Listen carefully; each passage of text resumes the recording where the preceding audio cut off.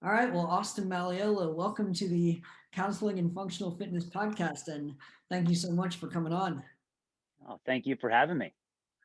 Yeah, and I definitely want you to introduce yourself, but I wanted to say first that I I want you to know that I'm really honored to have you on the podcast, and also thank you again so much for coming on.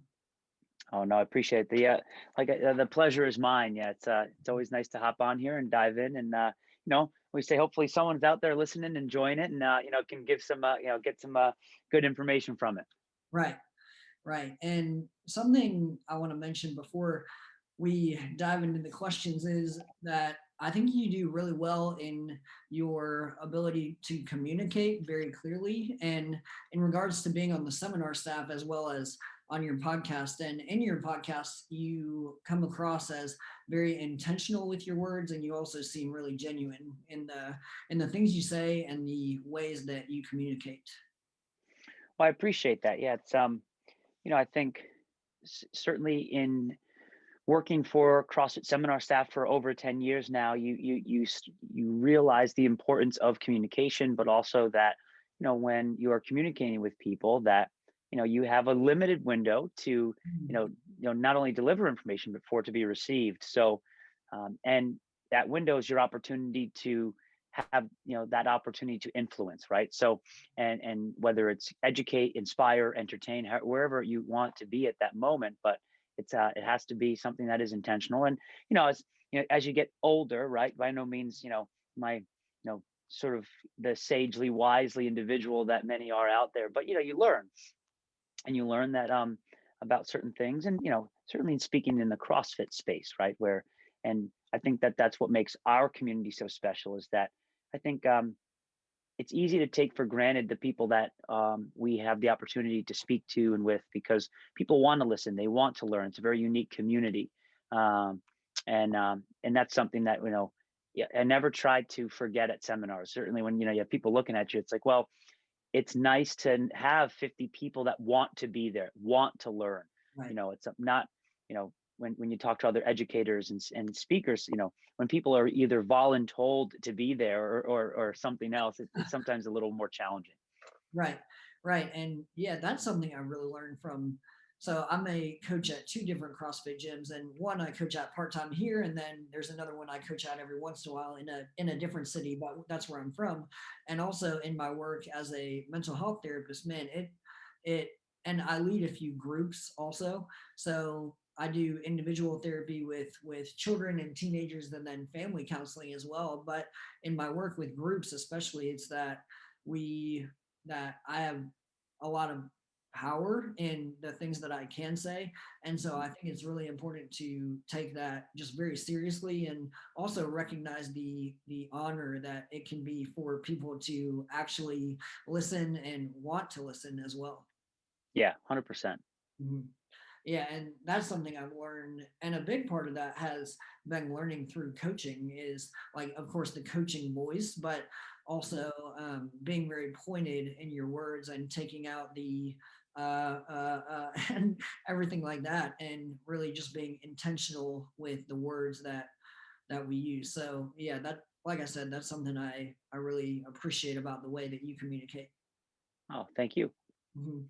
Well, we can go ahead and get into these questions. So the first one is really just a bit about your background and then what you do now with CrossFit and the ham plan. So whatever you'd like to include about those things. And I've listened to your podcast before, but especially in the past few weeks since we've been communicating, that listening to a lot. And I listened to the all four of the life story episodes, and you have a really powerful story, and there's a lot to Oh, the story as well.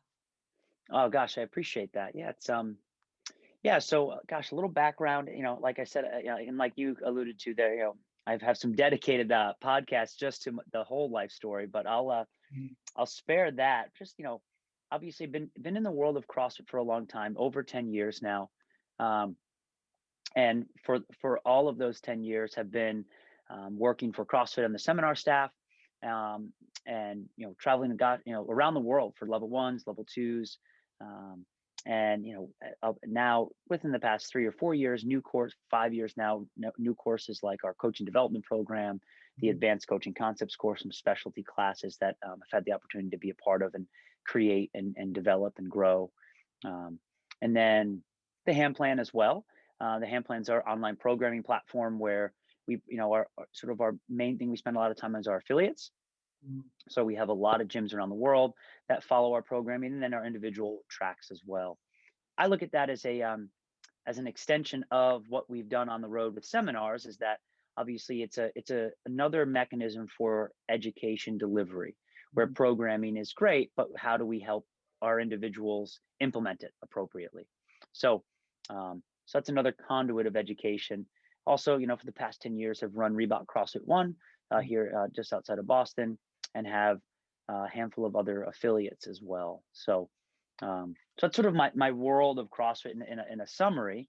And I, you know, prior to last couple of years, I've competed, and that's sort of why I started CrossFit, was from a competitive perspective. I found CrossFit from the CrossFit Games, Mhm. and that was sort of my driving force to getting into the space.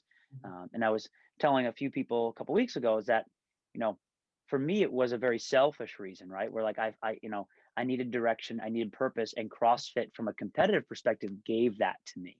Mhm. And that's something that, I think a lot of people, talk about journeys. And for me, it was, I found CrossFit and was all in about myself. It had nothing to do with training others. Now I was a personal trainer and those things, but Mhm. it gave, you do CrossFit for a couple of weeks, you realize that it gives you a little more purpose from performance, Mhm. from goals. You have all these things that you now can, chase, as opposed to just, I'm going to the gym to look good or whatever. Mhm. And and that purpose and direction really gave me focus, and then catapulted me into learning more about everything from training methodology and those types of things. So um, that's how I entered in the space. And I went to the games, gosh, I think 8 times.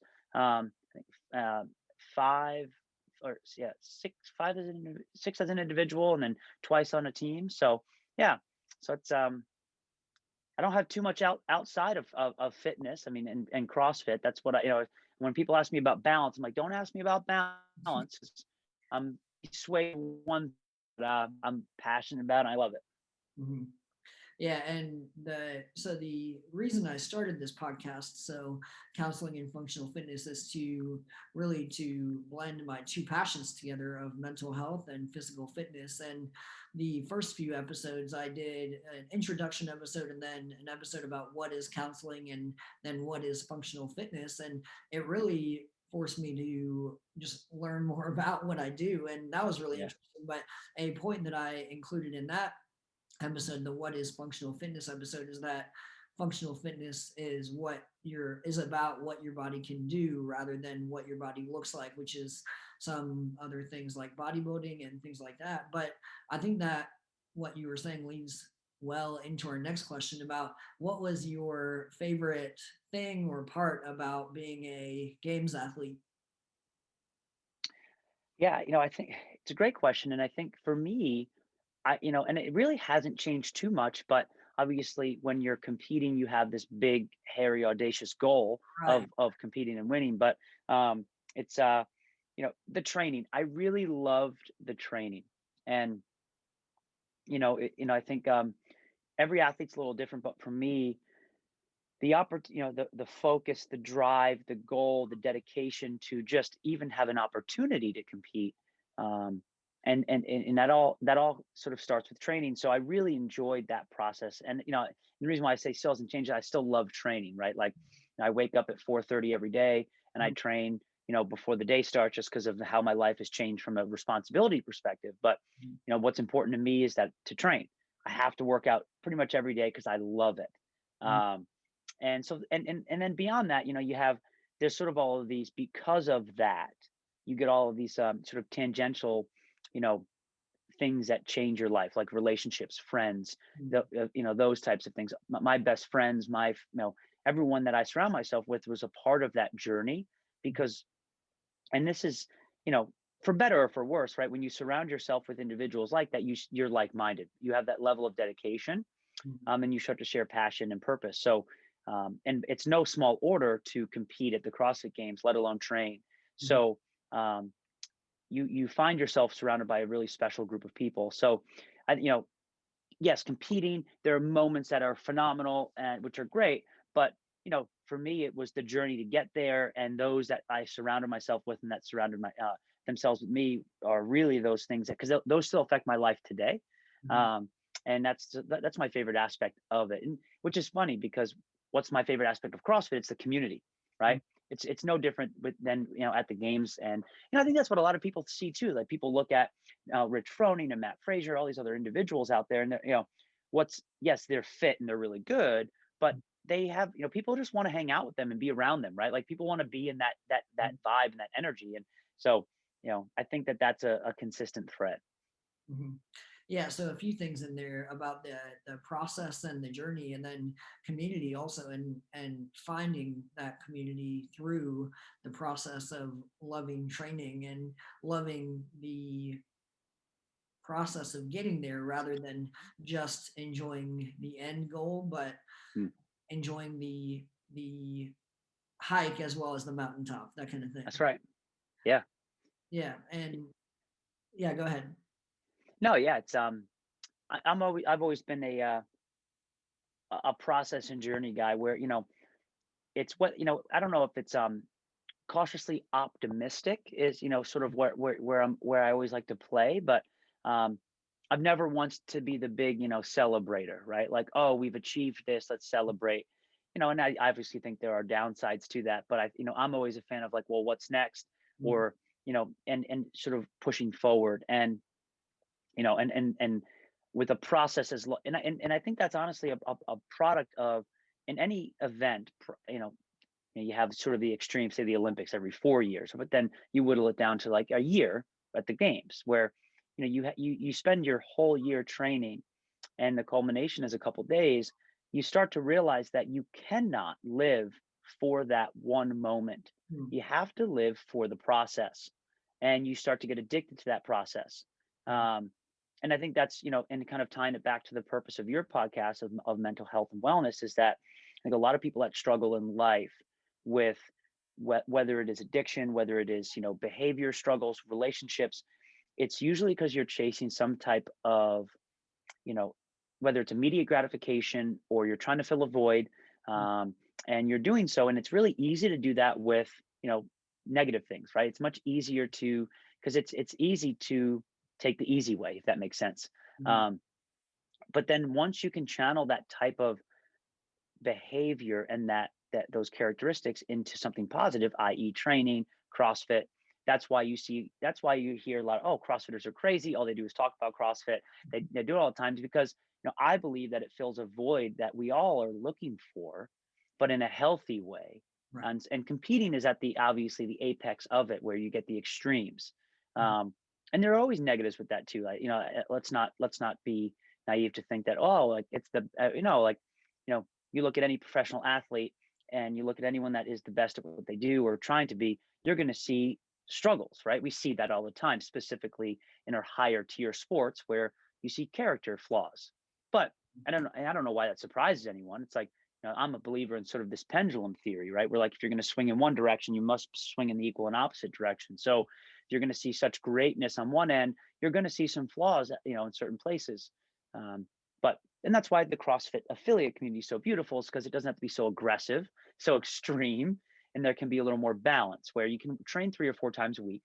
You can weigh and measure your food 80% of the time, and the other time you can live life and go off the deep end on a weekend with your buddies and have some pizza and beer, watch a game, and it's not going to affect your life really at all, other than probably positively. Mhm. Yeah, and yeah, and that's a really interesting point about filling a void. And I think that's I think an important part of that is both being process oriented, like you're describing, and also finding that community, because things just aren't the same when we try to go at them alone. And this is something I've been thinking about lately, but it's like when we, for me at least, when I get really excited about something or um, find a great guest for my podcast, whatever it might be, it's like I like keeping that joy and excitement to myself isn't the same as when I share it with other people. It's like this burning desire to say, oh my goodness, I'm so excited about this. And also with high achievement, it's that if we get there alone, I think it's so much different than if we have that community that you're talking about. I've done a few local competitions, and I think back before my first one, and I trained really hard for. I'd been doing CrossFit, but trained specifically for that competition for a few months leading up to that, and that's when that's example. That's an example for me of finding that enjoying the process. And it's not just that I look back on that one day competition and I'm proud of myself for that, but no, it's I'm proud of myself for the months of hard work that I put into that. Yeah. Yeah.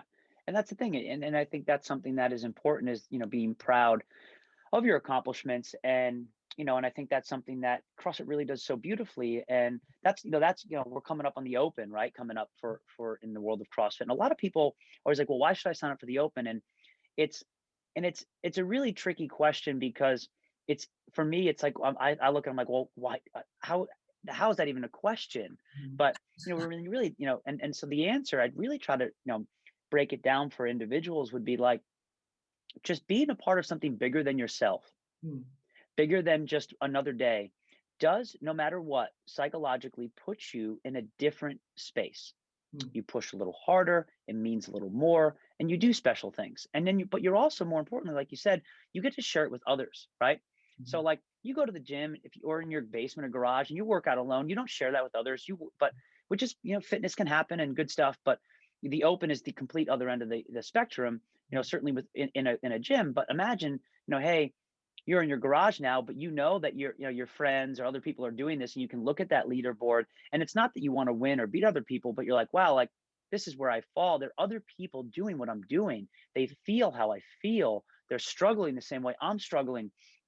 And I think that is something that's what I love about the Open, is that it's the journey, right? And then when Mhm. it's over for a year, you can talk about it, right? Like, and I think that it's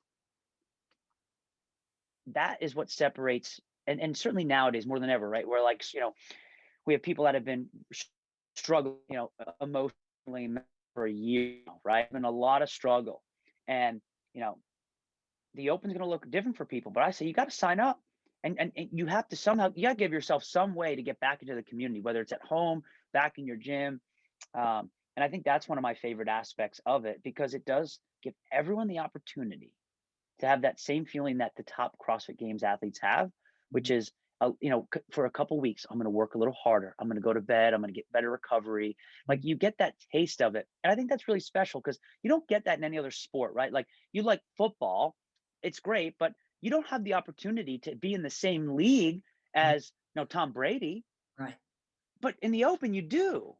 Hmm. Right. And, you can compete against, Tia Claire Toomey and Rich Froning and these athletes. So I think that that's something really is special, and Mhm. it gives a little more purpose. So Yeah, that's super interesting and just an incredible thing that being in the same league and actually competing against them, being on the same leaderboard. yeah, and it's like, and everyone's like, oh, well, I got to scale. I'm like, yeah, heck yeah, you do. But that's what's so cool about it, is that if you were in the same gym as Tia Claire, you'd do the workout, you'd feel the same at the end of that 15-minute workout. Yet she'd do maybe a little more weight and move faster, but you're still laying on the ground looking up at this at the ceiling saying, what just happened?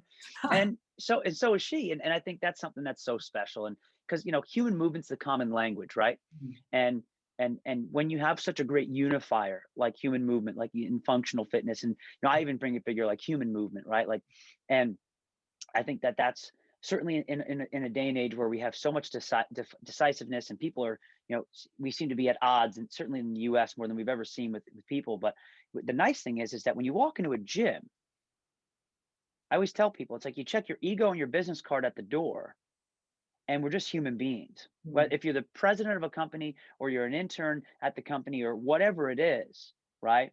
Your skin color, your job title, your orientation, none of that matters, because the reality is, like, none of that matters. What matters is you moving.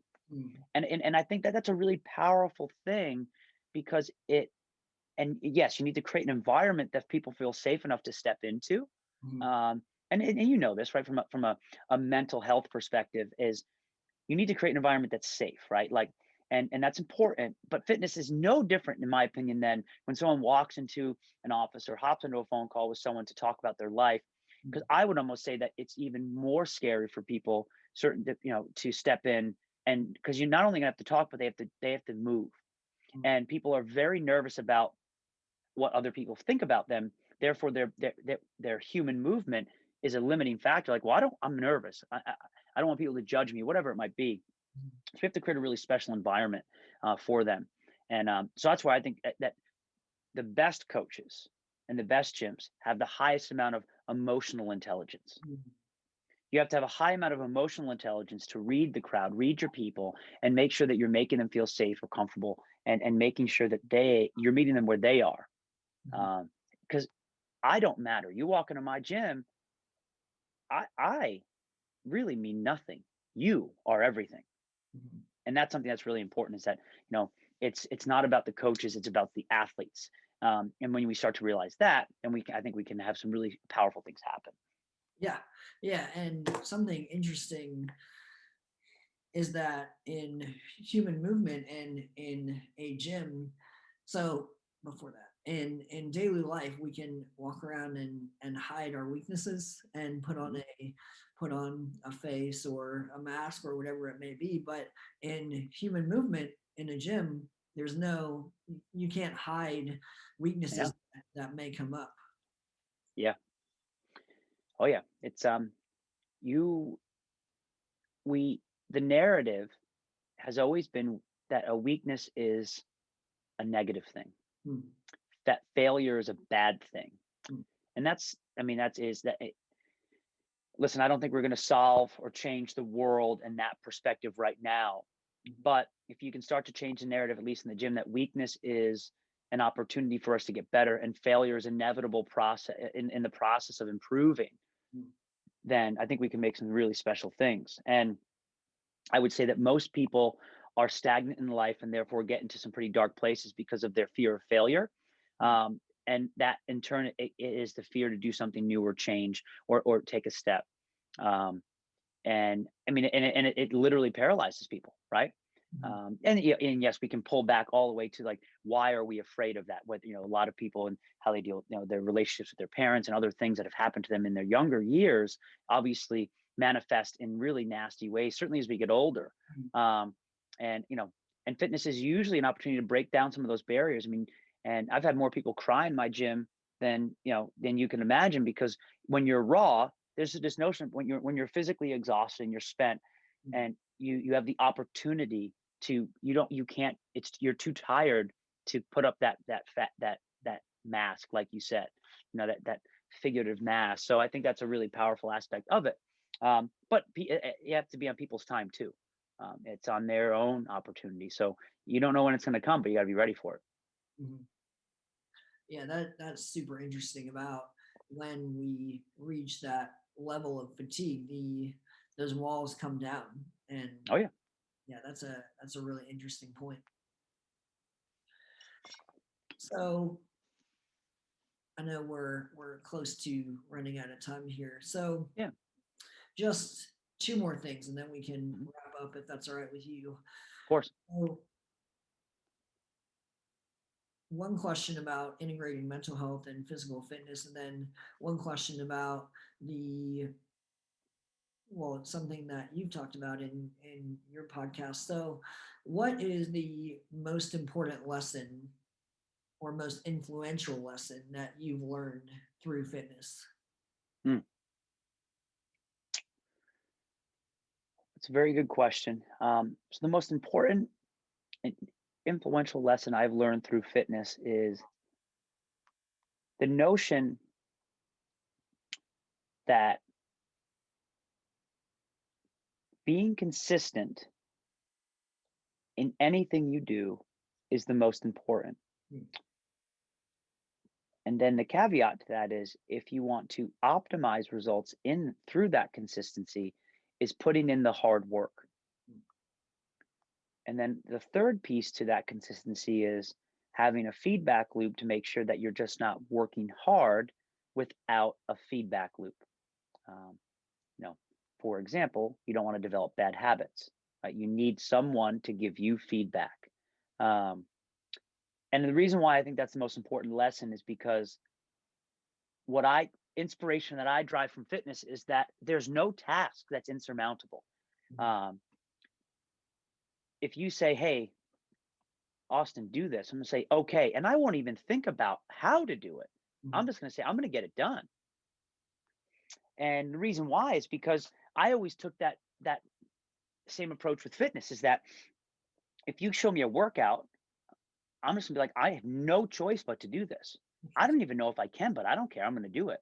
Now, I don't think that's always the right way to approach everything, but that's, I think, yeah, I mean, like we know that lessons and things like that are not perfect. There's always holes you can poke, and as it should be. But for me, as a general rule, that has really helped the notion of like, you know, sort of I guess you could say it's the opposite if you've read that book Essentialism, where it's basically you want to say no to everything, right? You want to be, super tight, where I almost take a different approach where like I think for a period in your life, you need to say yes to everything. You don't have the opportunity, you don't have the right to turn things down. And fitness taught me that. It's like I'm going to learn. Yes, I'm going to make mistakes. I'm going to burn out. I'm going to do all that, but I'm going to learn really valuable lessons. So that's probably the most inspirational aspect of fitness, because I pull from it all the time. It's like, think about if you had no concept of what CrossFit was and you just traditional workouts, and you just tell someone like, hey, today you're gonna run 2 miles, do 100 pull-ups, 200 push-ups, 300 squats. People are like, that's stupid, like you're like, that's impossible, right? But now we literally have thousands of people that do that workout, Murph, right? And that's a good example of, yeah, it's a big workout, but get done with that workout, you're like, oh wow, like I did that. You pat yourself on the back. And there's an infinite amount of workouts that will fit that type of inspirational bill for different people. Yeah, and I think that's so important in mental health and fitness, is that consistency.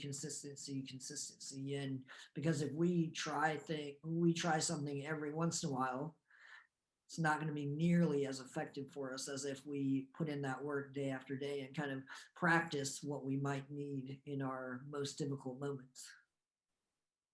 Yeah.